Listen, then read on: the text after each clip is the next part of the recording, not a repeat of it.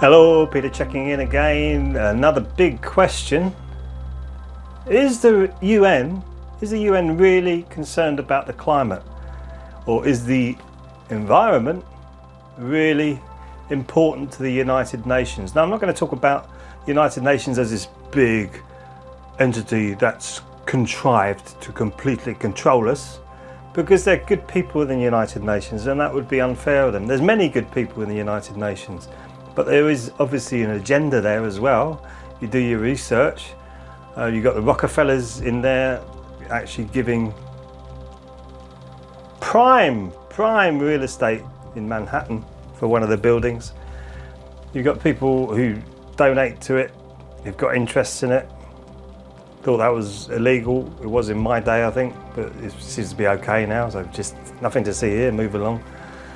But is it really worried about the environment is the big question. I've seen many studies coming out of the United Nations, and one of them I saw must be about nearly 20 years ago, when they came up with a conclusive report on farming. And they said the best way forward was small farms that are close to communities, so that people can get their food, fresh produce, quickly, cheaply, not much travel, and that's it. That was it. All organic. Everything's organic. So is this best for the environment? I thought, wow, that is an amazing step forward, because you think no pesticides, no herbicides, no pollution of the waters, no pollution of the plants, no genetically modifying the food, which is really disastrous to human health. None of that. Hybrids, different matter altogether, debatable, but genetically modified food, no. And I thought this is a real move forward. I thought this is great, because this is actually really happening. And it didn't. It obviously hit the governments. The government's so controlled by something else, the machine. It didn't come into fruition. Whereas, what's the most important thing people are starting to realise now? Fresh, organic food. Most important thing for your health: fresh, organic fruit and vegetables. Really important for your health. Why is there such a multitude of colours and different array of food? Because each one has a different way of healing your body. And as soon as you're born, if you look at it like this, as soon as you're born, your body is fighting to stay fit, which it is. It's fighting to stay fit. Then you need all these different nutrients to come in and heal the body, and a clean environment with fresh air, cleanest water you can possibly have, and fresh fruit and vegetables and other things. Obviously, if you want grains and pulses and things like that, slightly heavier body, unless you want to be like a fruitarian or a breatharian, where you just live with your breath. I wouldn't recommend it until you really know what you're doing, because that could be very dangerous. But there are breatharians. There was a yogi I saw who was buried under the ground for a month. I remember seeing this very long time ago, when I was in my teens even. And I thought, wow, they put him under the earth for 30 days. He was being monitored, so he never came up. And no water, no food there, nothing. And then they dug him up, and there he was, brushed himself off and just walked off into his village. Wasn't thirsty, wasn't hungry, was nothing. I thought, wow, there you go, that's the real power of a human being. But no, nothing happened with that. So if we're human beings, if we're all like that, like breatharians, or like him, just could control our body with our mind perfectly, we wouldn't be any problem to the environment. Surely the problem to the environment is business.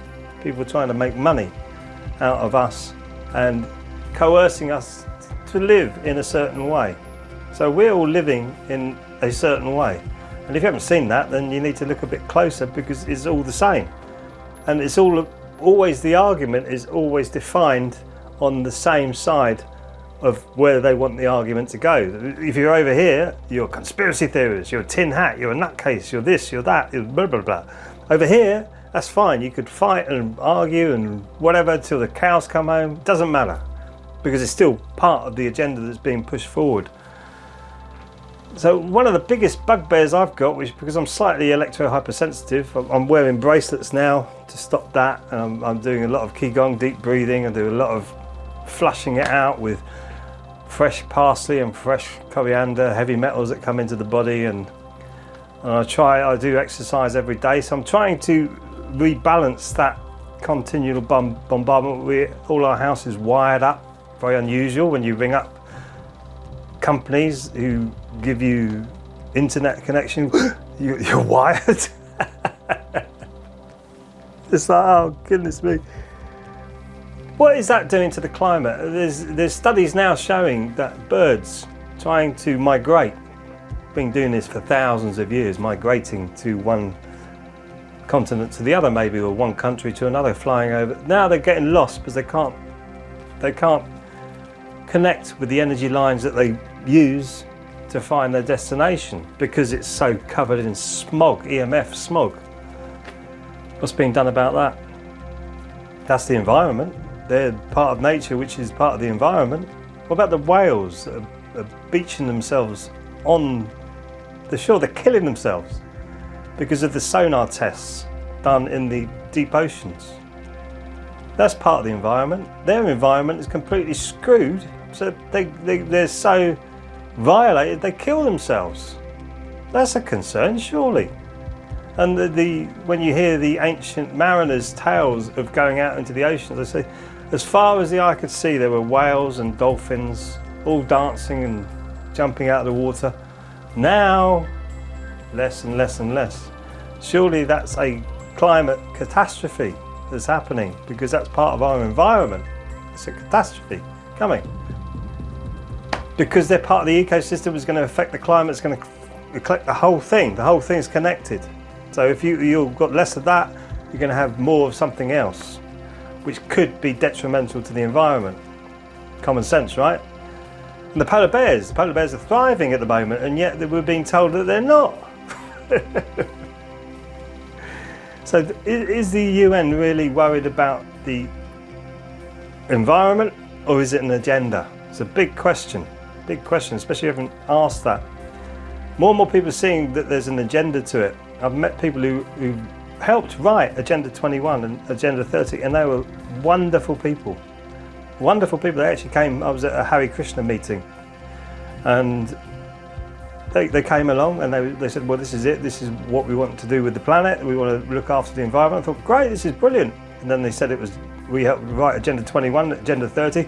Triggered me straight away because I realised that, this isn't good. Behind it is not good. What they purvey is brilliant, as far as I'm concerned, brilliant. Look after the planet, treat everything properly. What they're going to put us into is these smart cities, and you're going to have human development zones where you're going to be completely bombarded with 5G, bad food because it's the cheapest way you can do it, fake meat if you're a meat eater. I would consider going vegetarian or vegan, especially that idea coming at you. Then it's important. It's important for you to realise that I don't personally think the people right at the top of the UN are bothered about the environment, they're bothered about the agenda. And if they can use the climate cycle that's coming to an end, which is going to mess up the environment and shake it up, and they use the financial cycle that's coming to an end and the astrological cycle that's coming to an end right here, right now, they will be able to get in their agenda, which is there's a few people right at the very top of it who want to control everything. Who they are, good question. But when you look at it, you can see it's all being driven that way. When I say, oh, I don't want to be part of this, I want to go over here and help other people. I've still got that opportunity now. How long is that going to last for? How long is that going to last for?